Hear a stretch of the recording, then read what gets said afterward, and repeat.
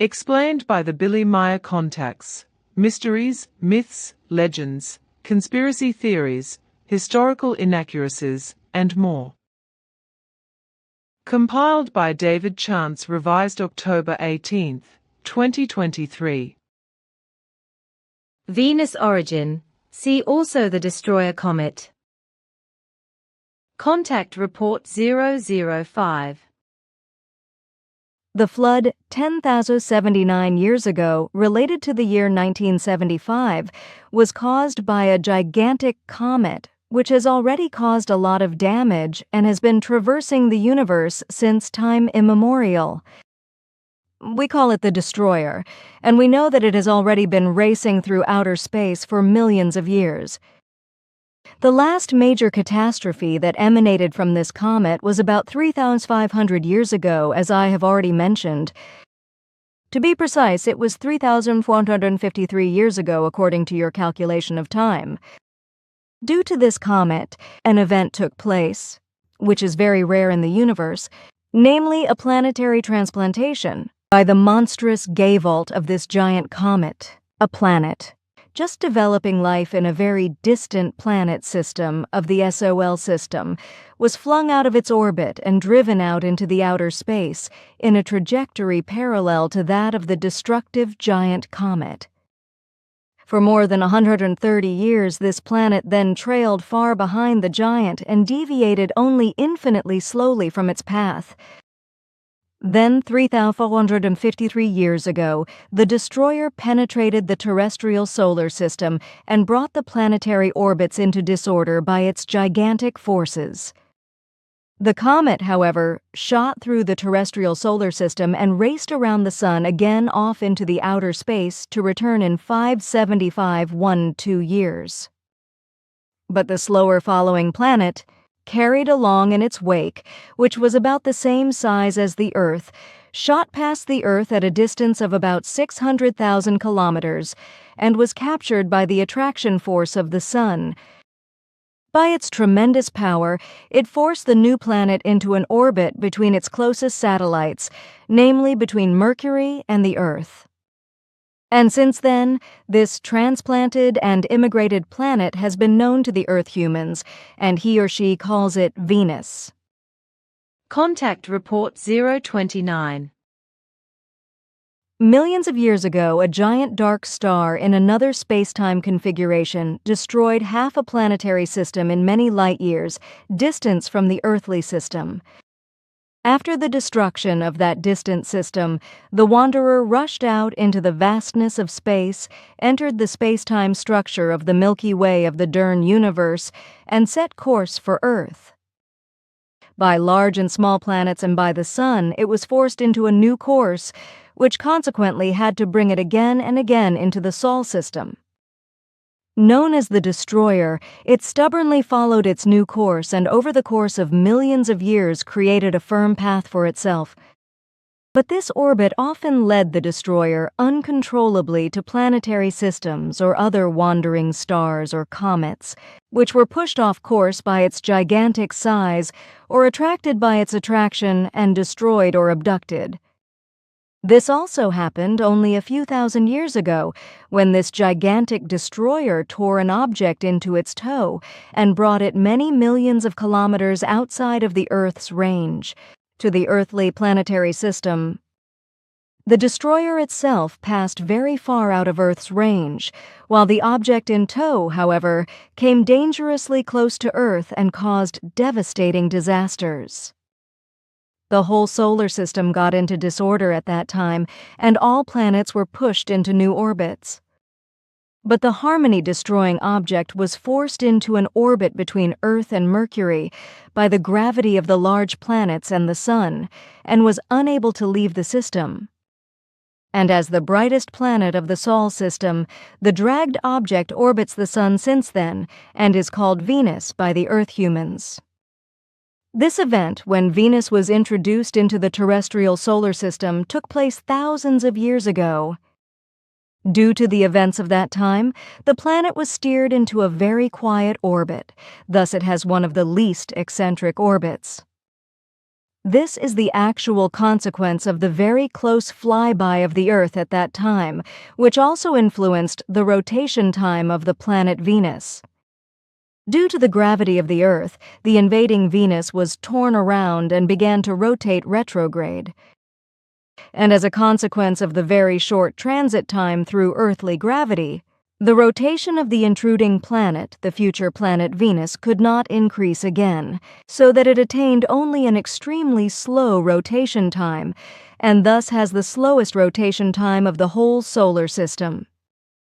Thus, a day on Venus lasts 117 earthly days, whereby the rotation time around the 3-degree inclined axis of the poles amounts to 243 Earth days.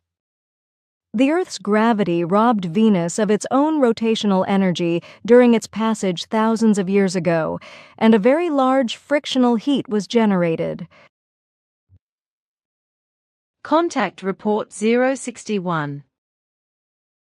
For about 1,000 years, the Earth was spared from major catastrophes until the year 6906 before 1976, when the destroyer once again caused enormous devastation on the Earth and destroyed many things. After that, the Earth ball became very quiet, and it took until the year 3453 before another catastrophe broke out, which was again the fault of the giant comet destroyer, which drove Venus into its present orbit and triggered the Santorini catastrophe with its massive pulling forces. Venus was torn out of Uranus's system by the gravitational pull effect of the destroyer and by various other factors and drifted on the destroyer's trajectory, in its wake, so to speak, apart from the fact that the comet giant was much faster and left its appendage far behind.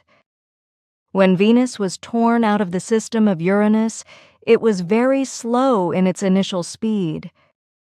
This happened about 8,590 years ago from the present time, that is to say, during a destroyer passage through the SOL system, before it had reached the constant of 575.5 years again. In this run, the orbit of the comet was 632 years, 57 years above the constant of 575.5 years, which is so puzzling to us. Venus moved on an extremely slow elliptical orbit away from its original system and made a dangerous orbit between the other planetary systems, and thus also around the central sun and the system sun. This orbit paused Venus until 7,957 years ago, thus over 632 years cycle duration, when the destroyer came again and changed its orbit again and brought it on course towards Earth, while the giant itself came into dangerous proximity to the Earth and caused violent destruction and flooding. This was the second deluge of the last 12,000 years caused by the destroyer. Through these events, the destroyer once again changed its orbiting time and went through the SOL system on the next run without causing any damage, passing very far away from the Earth.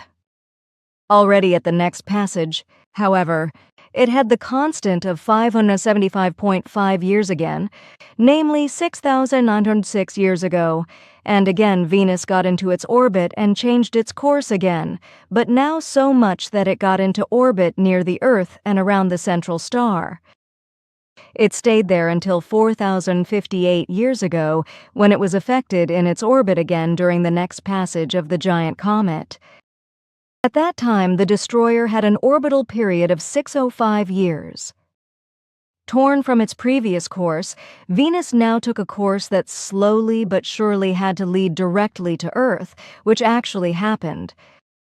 Exactly 3583 years ago, Venus had reached a very slow orbit which would have led to Earth even without another appearance of the destroyer. But then, 3453 years ago, the destroyer, which had regained the 575.5-year constant, came back, shot past the planet that was constantly thrown out of orbit at a distance of a few 100,000 kilometers, and finally tore it into its orbit, which Venus now inevitably and finally had to bring to Earth. After a short time, the destroyer shot past the Earth, in its wake Venus, which came very close to the Earth and caused the Santorini catastrophe. That is more than grandiose, but now tell me, since when has Venus been in its current orbit? That is included in my explanation. After passing near the Earth, it was channeled into its present orbit. Oh yes, of course. One thing is not yet clear to me about the whole thing. You have now talked about planetary systems on several occasions, but I have noticed that in our SOL system, you talk about several planetary systems, for example, a planetary system of Uranus. On the one hand, this is a question that I wanted to ask you anyway, but on the other hand, it is also a question in response to your recent remarks on the subject, because I do not fully understand all that.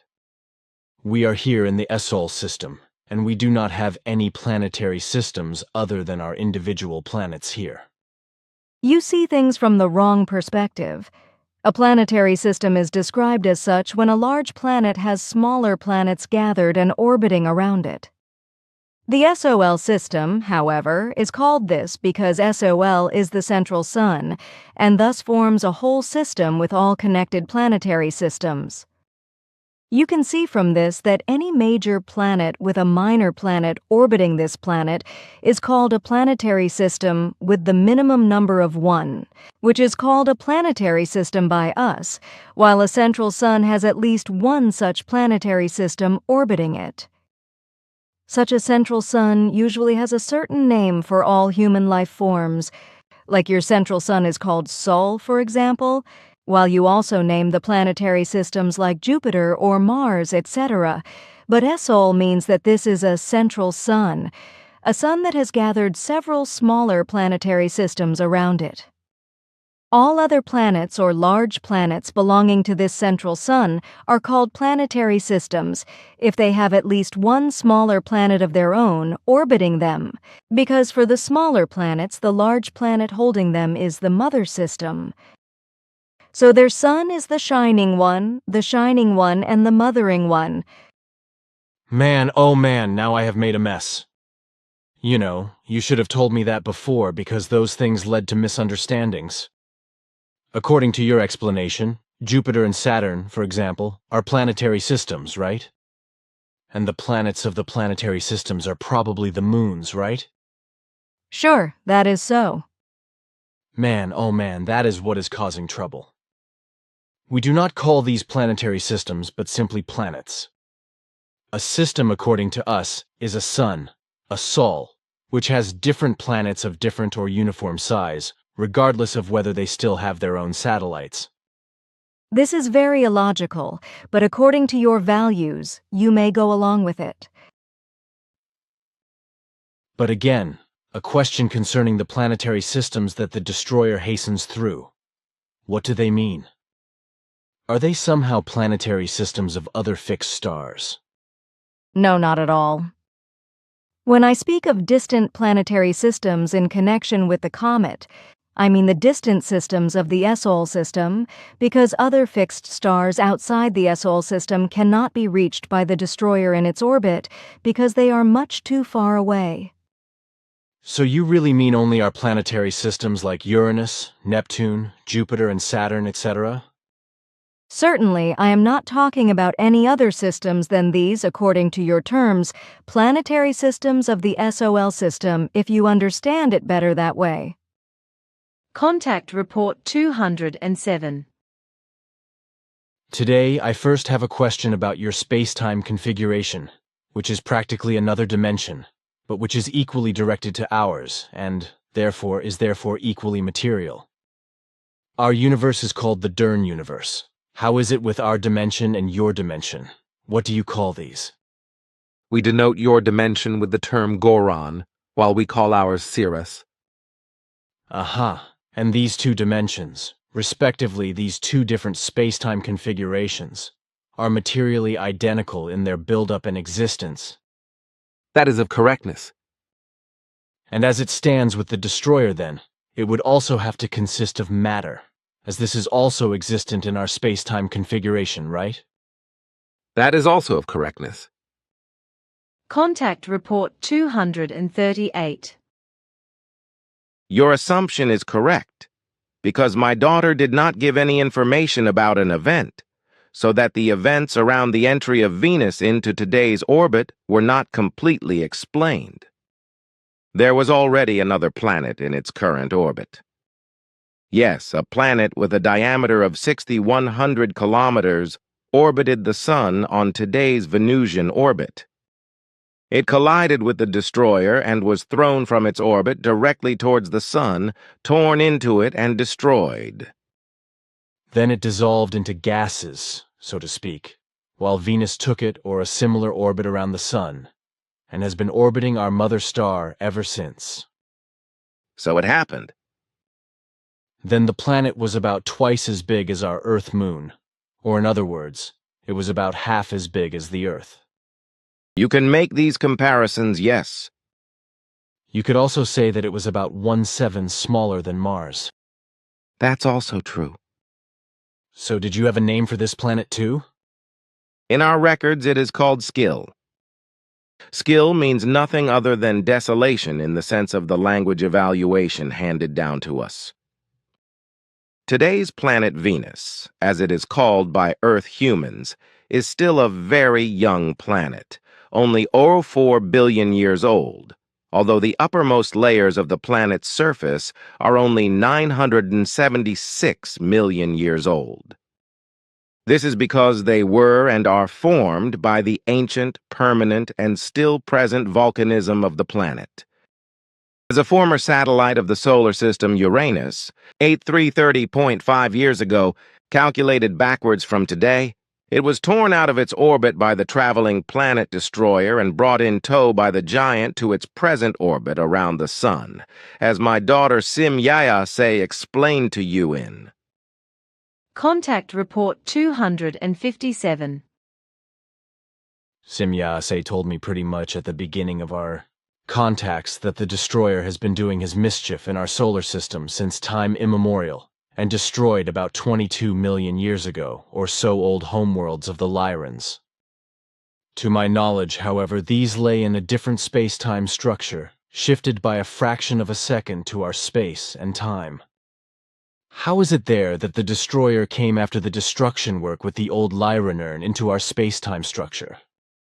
The destroyer then broke through a space-time barrier created by the ancient Syrians, as we still use it today, but in a modernized form, as you would say.